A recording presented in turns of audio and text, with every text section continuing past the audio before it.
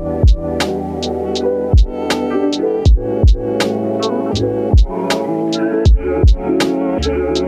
up, Cigar Club family? Welcome back to another episode of the Cigar Club podcast. Thank you all so much for tuning in and leaving your thoughts and feedback on each episode. If this is your first time joining us, the Cigar Club podcast is where we talk about all things cigars with you, the Cigar Club family. On today's episode, we have a very special guest, one who hasn't been on the podcast in quite some time, as we smoke their brand new release.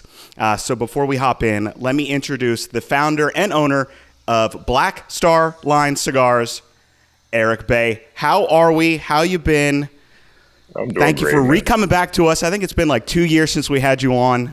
So it's really special to have you back and timed it perfectly with this special release that I know I'm smoking. Looks like you're smoking it as well, but how have you been? I'm doing great. Just busy as all get out. You know, we got our own warehouse recently, so that's been keeping me. That's a hopping. big undertaking. Yeah. So it's a new aspect of the business that I actually didn't anticipate running the warehouse. I was going to let a third party continue to do it, but it turned out it was going to be the better option for us to do it. So we decided to take our distribution back, and we're doing it ourselves. Yeah, absolutely. As things expand and you kind of grow as a business, as a company, you kind of learn what you need and what you want to have control over. I always feel like the more control you have over your business as a business owner, the better it is for the most part, right? Because you can oversee, you can hire people that care about your brand specifically, rather than maybe someone who's got multiple brands that they're working through or distributing. So I know that's a new challenge for you, but at least in my head, I feel like that's a great thing to have, because then you've got people around you that care and you can kind of directly oversee everything and make sure it's going as well as possible. But we are both smoking your brand new cigar, and I'm excited about it because this is the first time that I'm smoking it. Oh, really? I thought you smoked it already. I hadn't smoked it yet, so I'm really excited. This will be the first time that I have got this. I wasn't at PCA this year, so I wasn't able to get my hands on it when you first announced it. But we are smoking the Maroon, which is a Nigerian for 5, if I'm correct, to celebrate your 5th anniversary. So if you would, anyone who is listening to this, if you would break down the cigar, wrapper, binder, filler, and then we'll kind of go into some deeper questions on the blend and the process and everything like that. Yeah. So this is an Ecuadorian Sumatra wrapper with a Nicaraguan binder and filler. It's a 6x50 Vitola, medium full strength. The blend was done by me and also Hector from La Zona. And it was rolled by Eric Espinosa's factory, La Zona. So, yeah, which was really, there's so much to unpack about this cigar, because to me there's a lot of like firsts for you and some really interesting things that went with this cigar. But I know this is the first time that you've worked with Espinosa as well as Hector. Yeah. How did that come to be? How did that relationship start? And really, how were they so lucky to land your 5th anniversary? To me, that's a really big accomplishment. I know some cigar brands have been around for 20, 25, 30 longer years, but I feel like, and maybe I'm misspeaking, but I feel like in today's cigar world, it's not easy to enter the fold, nor is it easy to have 5 years of being successful and still growing and becoming popular. It's a rough road. It feels like I started yesterday, but you know how when you get older, time flies. So Richie Otero, that works with Espinosa, he's the one that brought the project to me. I really wasn't looking for a new factory. I already worked with Oveja Negra, I worked with Alganorsa, I worked with Tabacalera La Isla, El Tiden de Bronze, whenever I can squeeze into their production schedule. So, I got great factories I already worked with, but when Richie brought the idea to me, he actually came here to the garage and sat here and talked to me about it when he was in Chicago. So, we're sitting having drinks and talking, and he was like, man, it would be really good for you to work with Eric and La Zona. And I had never thought about it. So I was like, well, if he has time for it and, in his production schedule and all that stuff, it'd be a good idea, because it's a lot of people that like Espinosa cigars, and then it's almost like we're merging our fan bases. So, Richie told me to talk to Eric about it. Eric was perfectly fine with it. He said, hey, is this project going to help your company? He's way more established than me. So I said, it'll definitely help us. It exposes us to your fan base that had never smoked my cigars before. So he was like, okay. He was like, man, you want to do it? Let's do it. So I That's got on the special. phone with Yeah. Hector. We talked about some blends over the phone. Then I flew down to La Zona Palooza. I talked to him in person, smoked some more cigars that they had just to kind of get an idea. Because I haven't smoked them. Smoked some Espinosa stuff, not a lot of them. Sure. But so I had to get an idea what type of blends they put together. And then I started working, absolutely. and then me and Hector were bouncing ideas off of each other. And then we went down to Nicaragua. We sat at La Zona, and we had put the samples together, and here it is. So what's special, there's a lot of special things about this cigar, but this is the first time that you have an Ecuadorian Sumatra wrapper in your portfolio. Was that your idea, Hector's idea, or just something that kind of transpired as you smoked through blends and came to? Yeah, so this is the first one I've used for core line. I've used the Ecuadorian Sumatra before. It was for an underground release, NFG 20. I want to say it was 24. I think the last recent one that I released a Sumatra wrapper with them. So you know, so it's not the first time I've used it, but that particular cigar is not in my portfolio yet. It may be, or I might be selling that blend to somebody else. So, so you've worked with it previously, but as far as being core staple, core line, release, this is the first time. Yeah, it's like it's permanent, you know. Yeah. So is that something that has just you never found the right crop of Ecuadorian Sumatra, or just never had the blend that you felt was worthy of having a Ecuadorian Sumatra wrapper on it? Well, I didn't have access to Ecuadorian Sumatra until I started working with Tabaclela, La Isla, and La Zona. Aganorsa doesn't have it. Gotcha. Yeah, I could get it through Oveja Negra. I know James Brown can get it, but that Rosewood was already a whole different project, you know. Yeah. So that's why I used it with Tabaclela, La Isla, because I could get it there, and it was a good price point too for the tobacco, and it was a good quality tobacco for the price point. Yeah. So, but when with La Zona has they don't have access to all the tobaccos either. So some of the stuff I was actually looking for, they would have had to go to AJ's factory. And they were like, for one, it was going to take a considerable amount of time to get it. And then two, the price is going to go up. So it was more so just access rather than maybe not particularly finding something that suited an Ecuadorian Sumatra. That makes sense because, you know, like you said, Aganorsa is certainly going to be using their tobacco. They're not going to have Ecuadorian Sumatra for you to be able to play around with. So, yeah, with the factories I work with, I tend to work with the tobacco they have easy access to.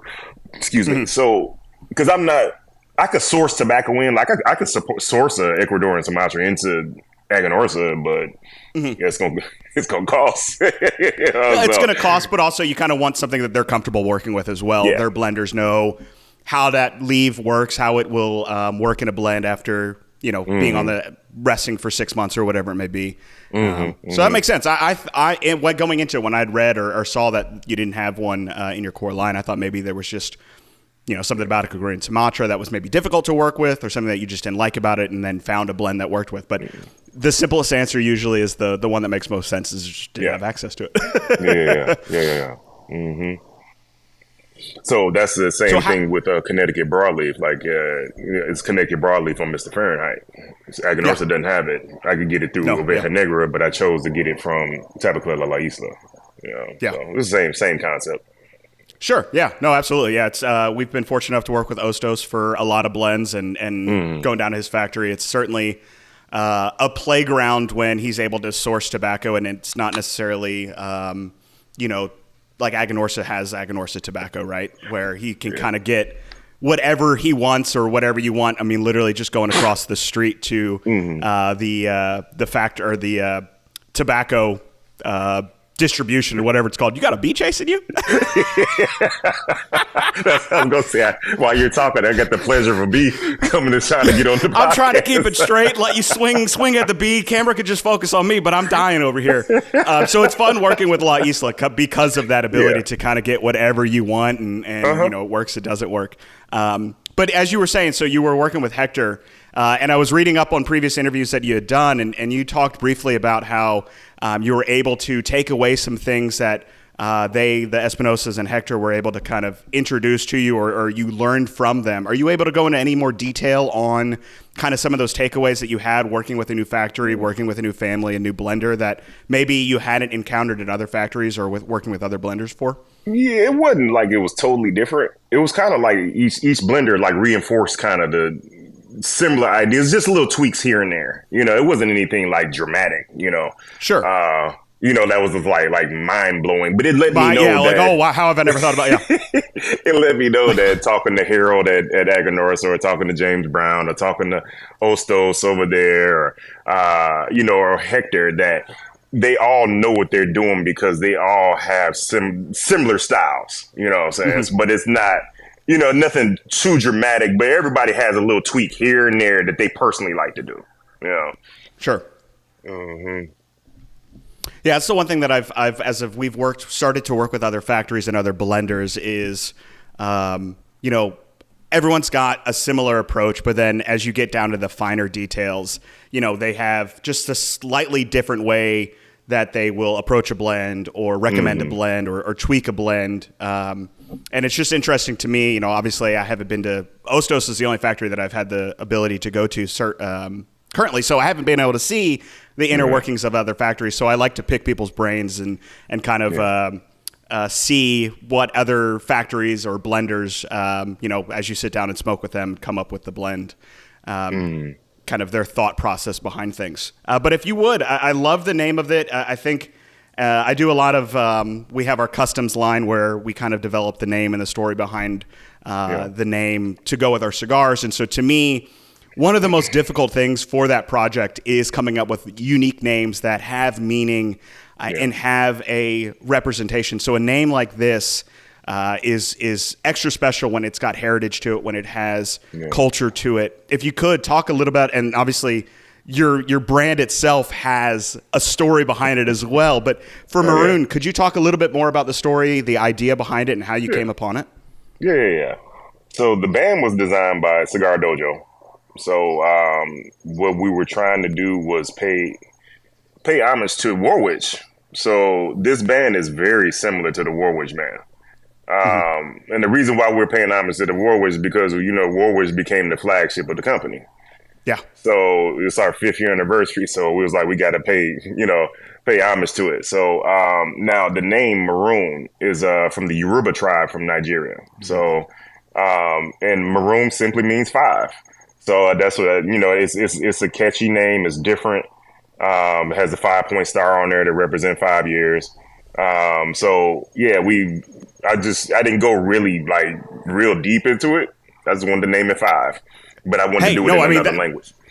Yeah, no, I mean, you say that's not deep, but it's better than just calling it 5, right? Like there's representation, there's meaning behind it. And I don't know. I like naming processes. I like when there's more than just a name on a cigar, and there's something special to that to me. So as someone who is constantly looking at the world around them, or I love to read. So as I'm reading, I'm always looking for things that I think could make an interesting cigar name, and have a story behind it rather than just slap something on there to get it out. And so, I like to draw inspiration from other people. So if there was some, something I could take away from that, and there is, I love Latin and Italian for coming up with names. I think there's a strong language. To me, the English language is not the greatest for unique cigar names. I don't know. Maybe it's just because we speak it every day, but it feels flat whenever I have something that's in English. So for me, it's Latin and Italian. I think they have really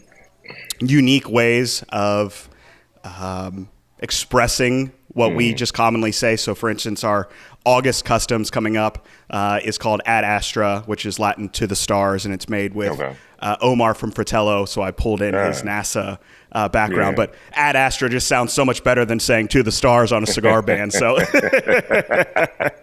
yeah, I get it. But that's a perfect reason why I went and found another language to put in 5. Like you said, I could have just put 5 on there, but that would have been extra boring. So, so and it also gives me something to talk about. I can talk about the Yoruba tribe and all of that. So, beautiful burn line. Just a little update here on this one. No shock for me at all on that one, but lovely notes just to give everyone. I've gotten some leather, some chocolate in here almost, and almost a little bit of cinnamon on the retrohale, which is really, really nice. It's not, I know this is a medium to full, but for the first cigar of the day, this is sitting straight medium for me right now, which is really nice. I was worried. I was worried that I'd, be kind of a little too overpowering first thing in the morning. I've had coffee, but that's about it. But really, really nice blend so far. So really looking forward to see how this developed. But we've got a couple questions for you from across our different social medias. One of them is what are your top 3 desert island cigars, which would be cigars that you'd be okay with having for the rest of your life? Obviously, it could be within your portfolio, or it could be just straight out of any cigars that you've ever smoked before. That's funny. Top 3. Maybe because I smoke a lot of cigars, bro. So sometimes I forget. I'm right there with you. All right, what sticks out to me? We'll go with Epicure number 2, Oyo de Monterrey. That one, I smoked it when I was down with Ostos, and he took us to a cigar lounge, and they had some Cubans in there, and I hadn't had it in years, and I was like, my palate has changed, so I'm wondering if I still like it. And I bought it, and I thought it was phenomenal. So that would be one of them. That cigar stands out to me. I had that cigar the morning that I turned 30. Had it with a nice Cuban coffee out back, and I will always remember that cigar because of the time and place that I had it. Fantastic. Probably my favorite Cuban blend. I haven't smoked many Cubans, but by far my favorite that I have smoked. So I'm right there with you on that one. Oh, yeah. For some reason, I'm drawing a blank on the name, but you'll know what it is when I tell you. The one Nick did that he released it, and then he, like a month later, he changed the name on the cigar. I can't remember. Nick Malello. It was, I'm trying to think of the original name of it. And, he changed it like really fast. And I was like, whoa. I was like, what happened? Damn, what's the name of that cigar though? Ooh, I can picture it's not but I can't Olmec. picture. It was the one that came out after Olmec. Ramsey will find it in the background, and we'll throw it up post and put it on there. Okay. Yeah, that one. I like that one. I was really pleased with that one. And then the third one, let's go with Lalibela. I had to take one of mine with me. I about to say, yours going to sneak in there somewhere. I smoke everybody else's stuff more than mine. There's a lot of good cigars out there. I know there are some people that only smoke, either their brand, which is understandable, or one brand. And I'm like, man, there's too many cigars out there that are fantastic for me to only smoke one brand for the rest of my life. Yeah, I'll be bored to death. I love Black Star Line, but I will be bored to death. Like, I got to switch it up for something. It's funny. It's such a weird question, but it's actually one of my favorite questions because not a lot of people think about it. And as I smoke cigars, I'm like, oh, this could be a cigar that I could smoke every day for the rest of my life. And not to blow smoke up your, because you're on the podcast, but War Witch is certainly one of those on there for me. It was my first introduction to Black Star Lines and quickly became one of my favorites. And, for good reason, it's one of the most reoccurring cigars from you that we have in our boxes. So that's on there for me. You actually got me to answer that question. So normally I don't answer that question because it's hard for me to narrow it down. Normally I'll say I'll give you brands. I'll give you like top 3 brands, but I was like, I'll pull 3 out for this one. I appreciate that. And it's the one that not everyone wants to answer, right? And so I appreciate you doing that for us. So, and I know who asked that question will be excited for you as well. But how are you? What are you getting from? You're smoking maroon. What are you getting so far on your palate? What does this blend bring out for you? It's a little dark coffee in there, spice like cedar. It's creamy. Yeah, it's good. Yeah, I agree. I didn't expect the amount of creaminess that I'm getting from this blend. Yeah. Is there a particular tasting note that you not necessarily tried to find in your blends, but is there a tasting note that you like when it does appear in a cigar? You're like, oh, that's just something I really enjoy. Like I enjoy creaminess. So whenever I have a cigar that can highlight the creaminess of it or interweave it or is interweaved throughout the cigar, I really enjoy. Is there anything particular that you like as you're smoking a blend? Well, I'm a huge fan of San Andreas wrappers, so I like notes that are similar to that, even if it's not a San Andreas. So your herbs, cocoa, that type of thing. So sometimes I'll use San Andreas in the fillers and stuff just to add some of that note in there for it, So those are notes that I personally like sort of like my signature, So I kind of like that in there. Now it's not in every cigar, but no, for sure they are in a lot of mine. So yeah, I like that you called out being in the filler because I think it adds just a certain little level of complexity that almost like a pop that you don't necessarily expect. Because you can slip it into the lightest Ecuadorian Connecticut wrapper, and it's going to add some body to it. It's going to add some strength and just a little bit of complexity to make it what could be a boring blend adds a little pizzazz to it. Yeah, because I did a cigar for Cigar Dojo that has yet to be released, and it has San Andreas in the filler. It's good. It's good. I'm gonna have to keep my eyes out. No spoilers, because obviously that's their lane. So we'll have to keep an eye out for that. Is that going to be released this year or next year? Just so we can keep our eyes out for it. It's supposed to be released in October. It's coming soon. There you guys. There you have it. So if you are watching this, stay tuned for Cigar Dojo to have some more information on that release. That's going to be exciting. Yeah, the name of the cigar is Yasuke. Oh, so you can announce it. Okay, cool. I didn't know if it was all awesome. I can talk about it. It's fine. I talked about it at PCA some. That's not a big deal. Okay. Yeah, Yasuke is the first black samurai. So you see how I put the branding together with that. So yeah, they killed the band. When you see the band, they murdered that band, bro. They murdered it. Awesome. I was like, whoo! I was like, yeah, this gonna be nice. And then the blend's done through Aganorsa. So I flew down to Nicaragua and sat in the factory and put the blend together and sat and smoked them and aged them and smoked them some more. And it's a very good blend. So yeah, keep an eye out for that. It's supposed to be October 4th. October 4th. Excellent. Well, I'm definitely going to have to be refreshing their page on October 4th to get more information on that one. That sounds awesome. And once again, you may not think about it, but names like that they're powerful, they're meaningful. And, I love the way that you have that approach to everything that you do naming wise. I think some people take an easy road. And I like story. That's one of the biggest things that we do here. I love telling stories of brands and cigar lines. And so when cigars do have a little bit more meaning behind them, it's fun for me to work and talk about those things. So that's why I get all excited about it. Yeah. And it gives people something to read about. There's a lot of stuff I use as history. So if you want to know something different, read about it while you're enjoying I'm the a cigar. history major. And so that's probably where my appreciation comes from. It is my history background. And there's things that you are introduced to that then you go do more reading behind it and kind of spiral down a rabbit hole of history. And it's an interesting starting point being a cigar to then teach you things. And so it's just a really cool storytelling avenue that I don't think is utilized or explored as much as it can be. Yeah, I got a great burn line on mine too. The ash is great. The construction on the cigar just knocked my great. ash so I don't drop it on my computer as I showcase the cigar.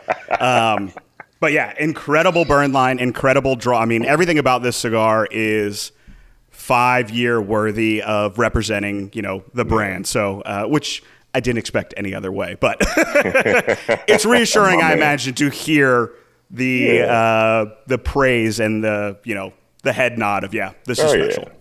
Oh yeah. So this is going to be core line available. It's not just a limited release, correct? I know it is starting off a limited.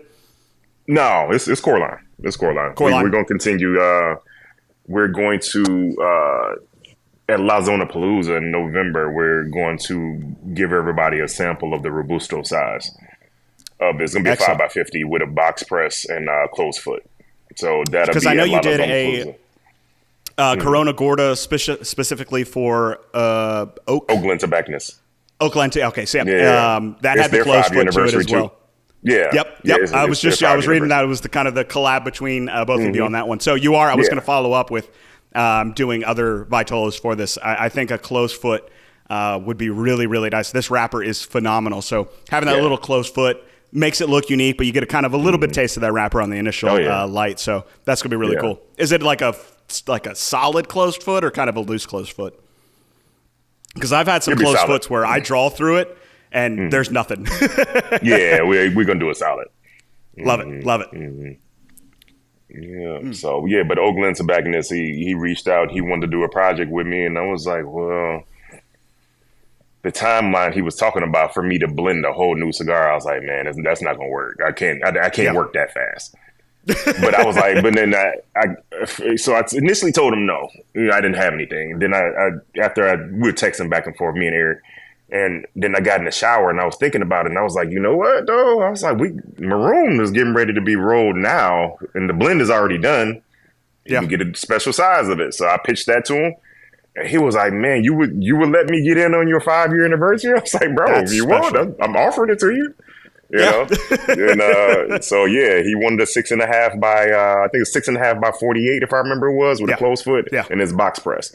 So I smoked a few of those. It was very good, you know. So I bet box press you don't normally see on a Corona Gorda. So I think that's just an added level of uniqueness to it as well. I bet that is one of my favorite sizes. Anything 48, 46, I think is just phenomenal. Do you prefer a certain ring gauge or a preference to a ring gauge, or are you whatever's rolled you'll smoke? I prefer not to smoke Gordos. I will, but if I have to, but that's too big for me. I agree. Yeah, my favorite size tends to be my limit. Yeah, my favorite size is actually the Lancero. You know, I love Lanceros because it is you can't hide if there's bad tobacco, you can't hide it. You know, because it's not that much filler in there, and it's all, if it's done right, it's all flavor, all strength. It's just it's phenomenal. Close second will be between a Corona Gorda and a Robusto, and maybe the Toro after that. Yeah, for me, 54 tends to be my max. Like I won't. If someone gave me a 58, I would smoke it, with a smile on my face. But it's not my preferred, ring gauge. It tends up being too much filler for me versus the other components of the cigar. But yeah, Lanceros are special. They're just, you got to approach it. It's not a cigar that you're going to smoke with, for me at least. I'm sitting down and I'm thinking about it because I need to think about the draw. You got to kind of be a little bit more delicate as you smoke a Lancero. So they're not for everyone. Yeah. For me, maybe not for every occasion. But man, when a blend works well in a Lancero, I immediately think of Warwich Lancero. It just it works. It shines. It's just like you said, you can't hide flaws in a Lancero. Ooh, the Lalibela Lancero. Oh my God! Yeah. Okay. All right, I got homework to do. I'm gonna get me one. That one. I think I beat the Warwich Lancero out with that one. Yeah, like everybody loves that Lalibela Lancero. Yeah, it's that sweetness. I mean, it's a fantastic blend. You know what? If you would have pressed me to it, I don't think I would have known that there's a Lancero Vitola in that line. So I'm gonna have to grab me one of those. Excellent. Well, I'm going to buy that right after this, and I'm going to smoke it. The sweetness off that San Andreas wrapper. Okay. I'm sold. It's phenomenal. It's phenomenal. I love bro. it. Well, we always do a giveaway, but before I jump into the giveaway, is there anything I don't want to talk? I usually don't ask about upcoming projects when a new project comes out, so I'm not going to do that to you because I want this to be the highlight of the show. But is there anything that you're excited about? Obviously, we've got that October 4th Cigar Dojo collaboration or release for them. But where can everyone find you? Where are you out on social media? And is there anything you want to leave the people with? Yeah, so Instagram is Black Star Line Cigars. Same thing for Facebook, Black Star Line Cigars. I don't do Twitter and all the other stuff. And then I don't sell direct to consumer anymore. So on my site, the site is blackstarline.shop. So you can go in there and click on the where to buy tab, and then it lists out all the brick and mortars we'll carry that, as well as online retailers. So you can go in there and go crazy, Love it. Then we're looking forward to I got 4 events in Detroit. I leave. What is today anyway? Tuesday? Today is Tuesday. Yeah, it is. I don't know what day it is, man. We leave on Thursday for Detroit. Next week, I'm in Denver for Rocky Mountain Cigar Fest. I'll be making my return there for that. Excellent. So, but yeah, man, future projects. I have some blends in the work. I just don't know what I'm gonna do with them yet. I'm pitching them to some people as some big guys that I know that mentioned they want to do a collaboration with me. So I did a blend for them. I'm waiting for them. They said they like the cigars. I'm just trying to see where we're going with Sure. it. But there may be a Lalibela Corona floating around somewhere. Stop it. Sorry, so now that's 2 blends I need. I need to smoke the Lancero and the Corona of it. Yeah. So I got the samples in the house. And the funny thing about it was I asked Terrence to give me the samples. So this was probably about 6 months ago. So he got me the samples. And we smoked them. And those jokers were phenomenal. So then he went back to Nicaragua. And he came back. Then the next thing I know, I'm getting a UPS package shipped to me from Doral. So, and it said samples on it, but I didn't request any. Uh-huh. So I was like, I called down there. I was like, I was like, what's this box? And Gigi didn't know. So she was like, let me ask Terrence. And Terrence was like, yeah, man, that's those are the samples of the Lalibela Corona that you asked for. I said, oh, thank you. Because the first batch, I already smoked them all. So yeah. I appreciate How'd you know I re-up. needed some more? Exactly. He just knew. He was like, he's probably done through all those. Yeah. So I was like, I appreciate the re-up. I was like, I didn't ask for them, but I'll take them. I'm not going to say no. Thank you so much. Well, that's going to be amazing. Do you think that'll be potentially a new addition to the core line, or you thinking that'll be kind of like a special one-off run if you want to move forward with it? No, what I'm doing with the existing stuff, I'm filling in the gaps on different blends. Gotcha. So Yeah. so that'll be a good addition to Lalibela, because it's right now it's in the Lancero, it's in the Gordo, it's in the Toro, it's in and also in the Robusto, and the Robusto is almost sold out. That one kind was of in between a Lancero, Robusto, all for that. Yeah, that Robusto. It had no foreplay to it, bro. Like, it gets right to the point. No, Like, if you want to get punched in your face, it just starts punching you. So, it's really good. That is what I remember of that blend is it gets right to it. It doesn't have a soft opening. It goes right to it, and it stays ready to go the entire blend, and it is fantastic. I love that. Yeah. Kind of like a post-meal cigar for me where I've got a little bit, maybe a glass of wine after dinner. Yeah. Perfect. Yeah, it's a strong cigar, but it's very balanced. Aganorsa did a great job with that cigar. Yeah. So, and I'm sure Tim Hardaway's still kicking himself because that was supposed to be his cigar. So. Oh, I don't think I knew that. Oh, you didn't know that? He definitely should. Yeah, I don't think I did. He should be kicking himself. Yeah, that was supposed to be his cigar. Yeah. And he kept pussyfooting around, and I was like, hey, bro, I don't sit on good blends. I changed the name and brought it out. And it's definitely a winner. I think it overtook Warwick for us as far as sales. Really? Yeah. Damn. Because there's a lot of people that wanted the stronger cigar. So Warwick's got some strength to it, but not Lalibela strength. No, not at all. Yeah, that's Warwick is like surprising strength because you look at it, you're like, oh, this is going to be, medium bodied, and it floats above medium for part of it. Lalibela does not. It just the foot is on the gas, and it does not let up for the. But like you said, it's not. It's not a. It's balanced. Like it's not just full bodied in your face. There's complexity to it. Yeah, you I'm get not all a the huge notes fan out of it. Yeah. Exactly. I'm not a fan of something that's just full bodied, full strength, and it's just you're sweating by the end of it, so to speak. Like, have you smoked the Mistress that Cornelius and Anthony used to have? Oh God, I haven't smoked one of their cigars in forever. I probably have. I want to say that cigar was like 100% Ligero. Like, it was just absurdly strong, but it really wasn't a lot of notes to it. It was just strong. No, it was just strength to it. There's a few cigars that I've encountered that it's just I'm just dripping sweat because it's just so the strength is up there. I love full bodied. I don't necessarily always need a full strength cigar. So I love the complexity of that blend. So. Well, I appreciate you joining me. I'm going to throw to a giveaway real quick here. We want to know, we're going to do a giveaway on our Discord. So if you're not a part of the Cigar Club Discord, we'll have a link below this video in YouTube. But we want to know, join and then we've got a podcast tab in our Discord, and we want to know what your favorite Black Star line cigar is.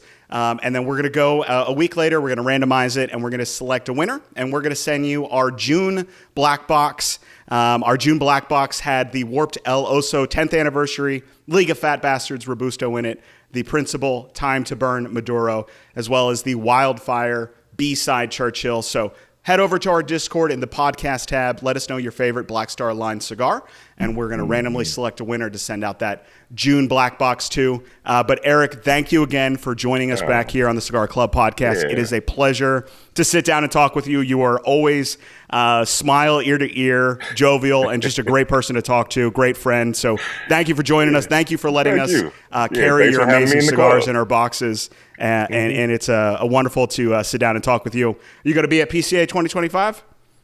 Yeah, I'll be there. I already got the booth and everything. I'm planning out how it's going to be. It's actually a bigger booth. The 10 by 10 is too small for us now, so we're doing a 10 by 20. So heck yeah. Well, I look forward to it. I miss seeing everyone at PCA 2024. So we'll be there in 2025. Can't wait to come over and sit down, have a cigar with you, see what's going on, see what's going new, and get some good things planned for 2025 for the Cigar Club family. But until next time, everyone, happy smoking.